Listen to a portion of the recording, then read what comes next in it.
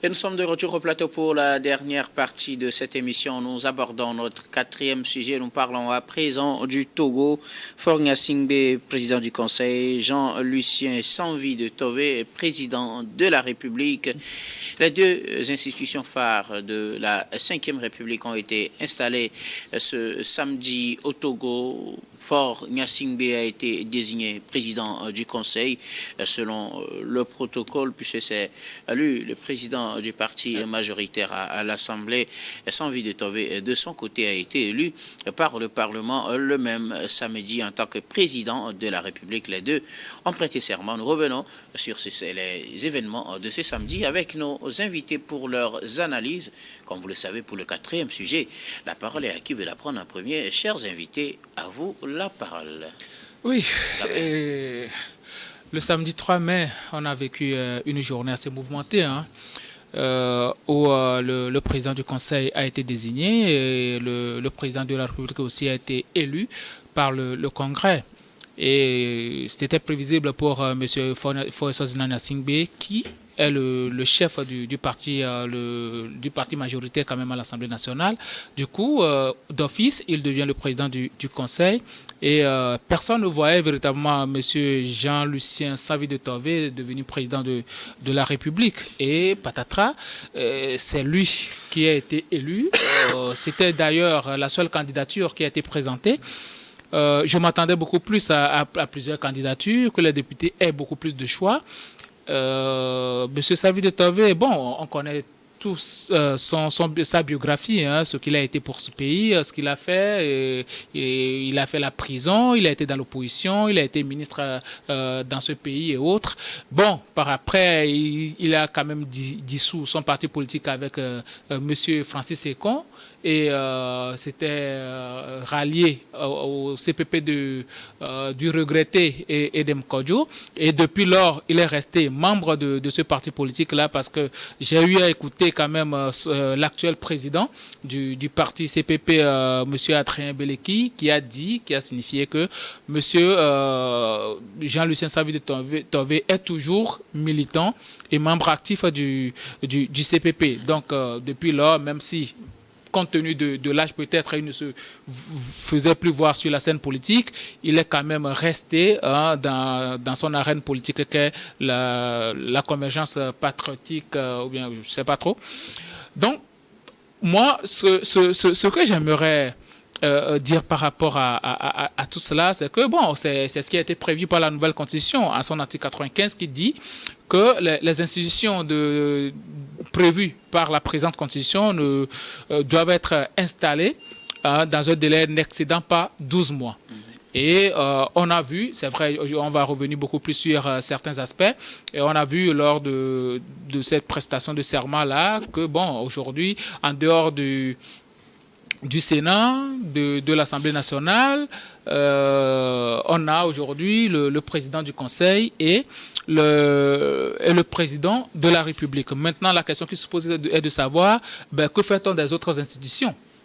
Que fait-on des autres institutions, puisque l'article 95 stipule clairement que ces institutions-là doivent être installées avant le délai de 12 mois. Mais aujourd'hui, quand on parle de protecteur du citoyen, on ne l'a pas encore installé. C'est vrai, il y a le médiateur de la République, mais le protecteur du citoyen a plus d'attributions, raison pour laquelle même il y a des lois organiques qui ont été prévues par ordonnance pour permettre à ce que ces institutions-là soient installées, mais ça n'a pas été fait. La nouvelle HAC n'a pas été installée. Le nouveau Raplicia, qui a beaucoup d'attributions actuellement, n'est pas encore installé. Il y a encore d'autres institutions subsidiaires qui ne sont pas encore installées. Raison pour laquelle, entre-temps, j'avais dit ici qu'il fallait mieux qu'on nous dise que les institutions les plus représentatives doivent être installées avant un délai de 12 mois.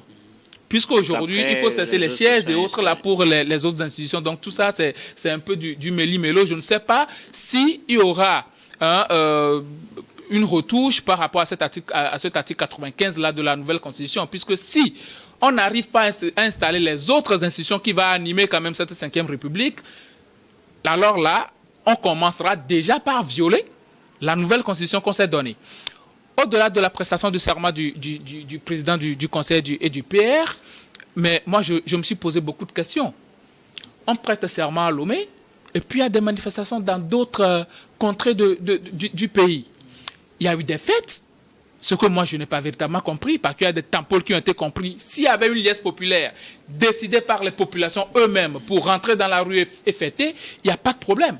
Mais qu'on ait prévu cela, qu'on ait préparé à faire des apatames, qu'on ait préparé de la nourriture, des boissons, des t-shirts, des casquettes, mais on est en train de parler de la bonne gouvernance.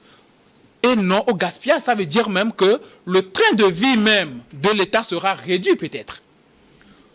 On parle de ces manifestations.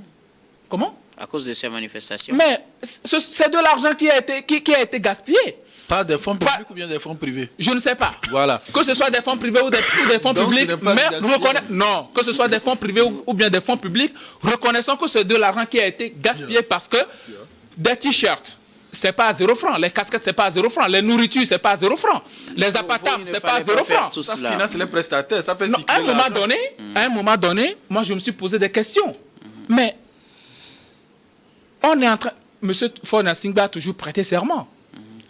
Il a 4 fois prêté serment dans ce pays. Mais on n'a jamais constaté ce genre de choses. Mais comment se fait-il que les préfets ont pu sortir des courriers pour demander à des gens de se rendre à certaines places? Il y a des marchés même, des commerçants, bon, des marchés qui ont été fermés parce que des commerçants doivent se rendre à des places pour des activités festives.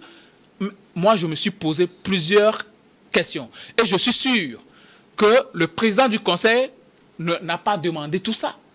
Un monsieur sobre tel qu'on le connaît, je ne suis pas sûr qu'il ait demandé qu'il y ait des festivités dans toutes les préfectures du Togo, parce que lui, il prête serment. Prêter serment, c'est quelque chose qui est prévu par la Constitution. Et nous devons rester quand même dans cette lancée de sobriété-là pour penser à un nouvel élan pour notre pays. Mais quand on en arrive là, qu'il y a des festivités un peu partout dans la ville, des gens qui ont été convoyés de partout pour venir fêter et autres, je ne sais pas véritablement ce qu'on est en train de fêter. Et pour finir, j'aurais aimé qu'on nous présente un bilan au moins de ces dernières 5 ans avant qu'on ne prête serment. Parce qu'on nous avait présenté une feuille de route gouvernementale. La première ministre a juste démissionné. Elle n'a pas fait un bilan de sa gestion, elle n'a pas fait un bilan de la feuille de route gouvernementale qui lui a été donnée. Je ne vais même pas parler du PND, des autres, des 20 plus et autres là. Je ne veux même pas parler de ça. Au moins, un bilan pour les 5 dernières années que M. Faure Gnassingbé a fait au pouvoir. Merci beaucoup. Avec la première ministre Dogbé, j'aurais voulu quand même qu'on nous fasse un bilan bien détaillé pour qu'on sache qu'on est en train d'amorcer une nouvelle ère et que les choses anciennes, on nous a rendu compte parce qu'on parle de reddition de comptes dans cette nouvelle république-là. Il fallait finir par la faire. Merci beaucoup. Gabin, on vous a compris. Je ne sais pas qui veut aller à la suite de Gabin pour nous produire ses analyses de ces 2 prestations de serment qui ont eu lieu samedi. Bon, de toute évidence, nous savons tous que cette 5e République étant une mutation, puisque c'est la première fois que le Togo expérimente une telle constitution, et je pense que c'est à mettre à l'actif, en tout cas de nos autorités, qui ont su mener à bien d'abord cette transition pour qu'elle soit arrivée à terme. Et je pense que c'est ce qui également, puisque c'était pratiquement une découverte pour tous les Togolais, à chaque phase ou à chaque étape, chacun essaie de voir qu'est-ce qui sera donc fait. Et ce samedi, nombreux sont ces Togolais-là qui se posaient dans des questions. Et jusqu'au jour d'aujourd'hui également, les questions subsistent. On essaie véritablement de voir le poids réel des uns des autres. Ça a été le choix du président de la République a été véritablement donc une surprise. Je pense que le Togo aujourd'hui va implémenter une nouvelle ère avec un opposant de son État, un opposant historique également à la tête de la présidente de la République. Je pense quelque part que lorsque vous prenez ces aspects-là, c'est ce qui peut susciter en réalité le fait qu'on aille à une liesse populaire comme on l'a constaté, puisqu'on se disait c'est une nouvelle phase qui va être expérimenté. Vous estimez que c'est parce que peut-être Gabé estime que c'est parce qu'il est opposant ou parce que c'est Faure Gnassingbé qui est le président du conseil qu'on ne peut pas arriver donc à 8 liesses. Je pense que c'est de bonne guerre, hein, parce que lorsque le pays implémente une nouvelle approche, il y a lieu quand même pour les uns de pouvoir donc s'indigner, il y a pour les curieux de pouvoir donc véritablement s'attendre à ce que de quoi sera fait demain, mais il y a quand même, je pense que les politiciens, que ce soit surtout les leaders du Parti uni, qui ont su véritablement donc expliquer la chose à leurs militants, et lorsque vous voyez les gens en liesse, moi je pense que ça ne devait pas donc étonner. Justement, c'est vrai que je parlais d'une mutation, mais ce qui est essentiel aujourd'hui, c'est que cette mutation puisse révéler en réalité un certain nombre de choses liées donc aux attentes des Togolais, puisque aujourd'hui nous ne disons que, en tout cas, les réussites d'hier ne peuvent pas être les réussites d'aujourd'hui, même si on estime que c'est quand même une continuité en ce qui concerne la gouvernance. Il faudrait quand même que pour certains Togolais qui estiment que, à partir du moment où il y a eu en tout cas une mutation, il faudrait quand même que dans la pratique, on puisse aller vers de nouvelles approches également de gouvernance pour que les attentes des populations, des uns et des autres, puissent véritablement donc être atteintes. Donc sur tout le plan, je pense que aujourd'hui, le Togo, pour une première fois, nous implémentons, même si nous savons que le président de la République a des pouvoirs assez limités, de toute évidence, le Togo a aujourd'hui un opposant comme président de la République. Maintenant, la grande question, et je pense que c'est celle-là qui taraude, puisque et Gabé le disait tantôt également, parlant du fait que Mme Dogbé a remis sa démission, aujourd'hui ce sont les affaires courantes. Est-ce qu'elle également, sur cette approche-là, elle évacue également l'approche des questions courantes? Je n'en sais rien, puisque quelque part... Il n'y a plus d'ailleurs ce poste. Mais bon, il y avait des postes qui étaient donc rattachés, peut-être liés à ces prérogatives ministérielles, puisque nous savons que je pense que le ministère des Transports et certains sont rattachés à la primature, dont elle-même également évacue également les affaires courantes, même si on sait comme c'est le cas au niveau du Gabon également, où le Premier ministre, avec la suppression, avec la nouvelle constitution, il n'y a plus le poste de Premier ministre, mais il y a un poste de vice-président. Est-ce qu'il y aura passation? Je n'y crois pas, puisque quelque part, lorsque le président de la République, pour certains, il devait avoir en tout cas une démission. Or, nous savons que le poste, dans l'absolu, comme l'indiquait sur la forme, en ce qui concerne le président de la République avec la 4e République, n'avait pas, en tout cas, prérogative de pouvoir donc, démissionner avant qu'on entame cette 5e République. Donc, grosso modo, je pense que il y a lieu de pouvoir donc acclamer, puisque moi, je me tourne d'ailleurs même pour que c'est quand certains même s'indignent du fait que voilà, il y a eu liesse. Il y en a qui demandaient, voilà, qui devaient donc avoir un opposant au pouvoir. Voilà que vous l'avez, les gens sont en train de fêter. On commande des gars. Non, les gens ne fêtent pas le président. En tout cas, ils fêtent le président du conseil. On fait la 5e République. Les gens ont fêté. Moi, j'ai posé des questions avec mon œil de curieux. J'ai posé la question, on dit, on fête la 5e République. Merci beaucoup à vous, Adam Adjranou Sanaveguel, vos analyses de ces deux grands événements de ce samedi. Non, ces deux événements, d'abord, marquent la fin de la transition institutionnelle de la 4e République vers la 5e République. Et ensuite, je dirais que c'est un moment historique. Et c'est un bonheur et un honneur pour notre génération d'avoir vécu cela.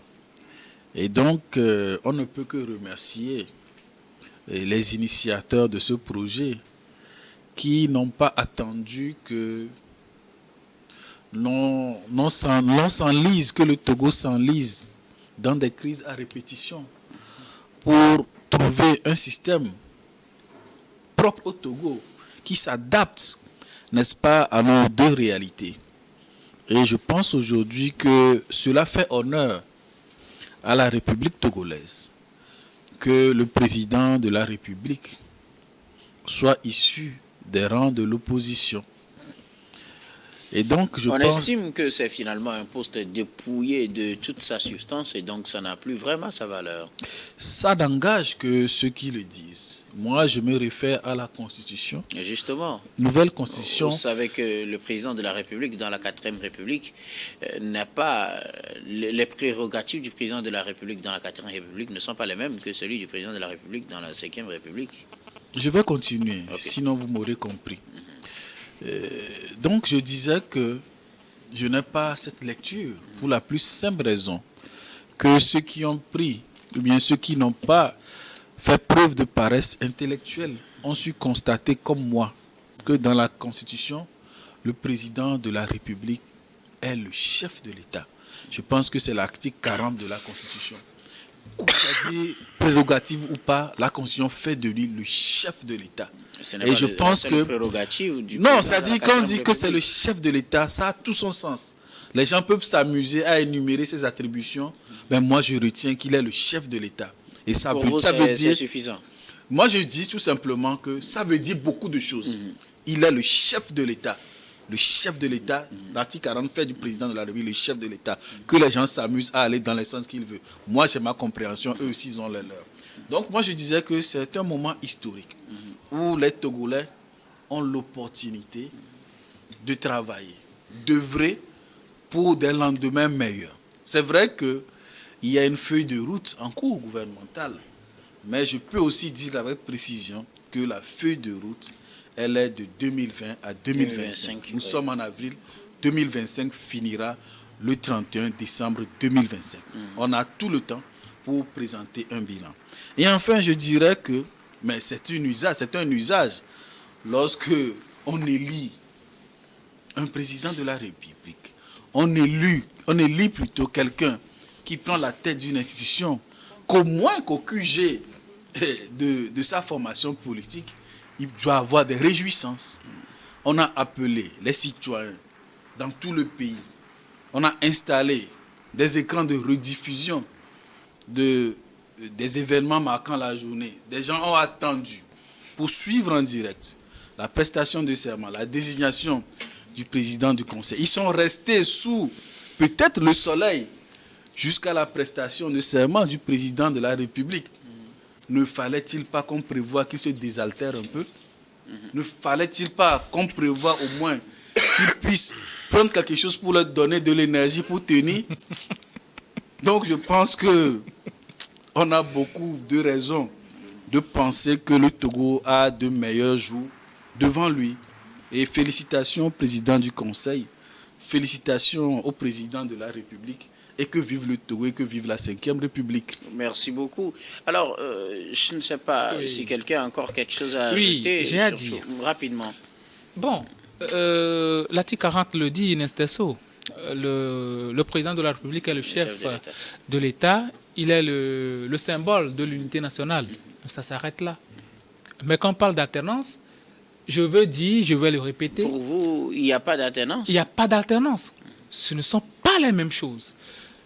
Le poste de président dans la 4e République, ce n'est pas la même chose dans la 5e République. Ce poste-là est dépouillé de tous ses attributs dans la 5e République. Quand on va parler d'alternance à la tête de l'État aujourd'hui, on va parler du président du Conseil ou bien de la présidence du Conseil. Parce que c'est ce poste-là qui a pratiquement tous les attributs et qui est même le chef suprême des armées. Oui. Donc, à un moment donné, sachons que le poste de président de la République, c'est un nouveau poste qui est créé pour implémenter la 5e République. Mais il ne s'agit pas de l'alternance. Parce que quand on parle d'alternance, on parle de changement à la tête de l'État, on parle de changement de système, de changement de gouvernance, de changement par rapport aux attributs même de ceux-là qui dirigent le pays. Donc, sachons-le, comprenons-le, il n'y a pas d'alternance. Certes, il y a un opposant historique qui aujourd'hui occupe le poste de président de la République, mais dans un régime parlementaire et il n'a pas véritablement d'attributs pour pouvoir jouer un rôle assez conséquent. Mais ce n'est pas une fatalité. Puisqu'il est le symbole de l'unité nationale, il a un rôle fondamental si lui-même il sait s'y prendre. C'est-à-dire, il peut servir de médiateur entre le président du Conseil et les autres partis de l'opposition. Ça va servir de ciment et de courant entre ceux-là qui ne se comprennent pas, c'est-à-dire les partisans du gouvernement et ceux-là qui ne seront pas forcément avec les agissements du gouvernement. Merci beaucoup. À vous, Gabin. Merci. Je pense qu'il n'y a plus rien à ajouter. Nous allons aborder notre dernière partie. C'est bien sûr le dernier tour de table pour vos mots de fin sur un sujet de votre choix. Je commence par vous, Adam. Non, moi, je resterai toujours sur cette imitation pour en réalité un peu éclairer ceux qui aujourd'hui parlent de l'âge du président de la République. Je pense que Adjaro le disait tantôt en parlant du fait que le président de la République pourrait, au-delà des prérogatives qu'il est en com, aujourd'hui jouer le rôle de médiateur ou véritablement de socle entre certains acteurs pour faire en sorte que nous puissions avoir une nation digne de ce nom. Donc pour avoir ce profil-là, il faudrait quand même avoir un parcours aussi politique, un parcours institutionnel. Je pense que lorsque vous lisez dans les lignes, vous verrez que le président de la République qui a été donc élu répond bien évidemment à ses prérogatives et jouera fondamentalement ce rôle et fera en sorte que nous ne puissions plus avoir en tout cas des éléments d'accrochage liés, que ce soit au niveau de l'opposition ou que ce soit entre l'opposition et les gouvernements. Merci beaucoup à vous, Adam Adjrono. Vous êtes journaliste et analyste politique. Merci d'être passé sur ce plateau. Merci à vous. Sanaveyuel Sadio et tout, vos mots de fin. Non, moi je pense qu'aujourd'hui, on est dans la 5e République. On a les deux pieds. C'est une réalité actuelle. Et donc, je souhaiterais vraiment que le président du Conseil puisse, sans hésiter, former son gouvernement. Et par rapport à ce gouvernement, je souhaite vraiment que les profils, ça soit des gens vraiment expérimentés et des gens qui produisent des résultats. Nous avons besoin de résultats pour construire ce pays. Merci beaucoup. À vous, Sanaveyuel Sadio Etchou, vous êtes analyste politique. Merci d'être passé sur ce plateau. Merci à vous. Gabin Adjaro, vos mots de fin. Oui, pour finir, j'aimerais dire que le Togo n'a jamais eu de problème de test, mais d'application de ces tests-là. Vivement que le président du Conseil puisse former son gouvernement avec des gens qu'il faut, pas forcément avec la même équipe, parce que je pense qu'il y a des gens au sein de l'équipe actuelle ou bien de l'équipe précédente qui ont donné assez déjà à la nation et qu'ils ne peuvent plus rien proposer. Il va falloir qu'on choisisse véritablement certaines personnes qui peuvent apporter des énergies nouvelles quand même à ce pays-là, parce que, je vais encore le répéter, les tests ne valent que par les hommes qui les appliquent. Merci beaucoup. À vous, Gabin Adjao, vous êtes juriste et directeur de cabinet Juriste Consulting. Merci d'être passé sur ce plateau. Merci, docteur, pour l'invitation. Et nous disons merci à toutes les équipes techniques et rédactionnelles qui nous ont aidés à préparer et à présenter cette émission. Merci beaucoup à Aimé Roland, Komlagan Messi à la réalisation, à Gaston Wafanou et Florent Ekoué à la diffusion. Merci à Stéphane Kouonou et Thomas Choyi à la caméra. Et surtout à vous, très chers téléspectateurs, de nous avoir suivis. C'est la fin de ce numéro de Regard Croisé. Je vous retrouve demain avec le même plaisir pour un autre numéro.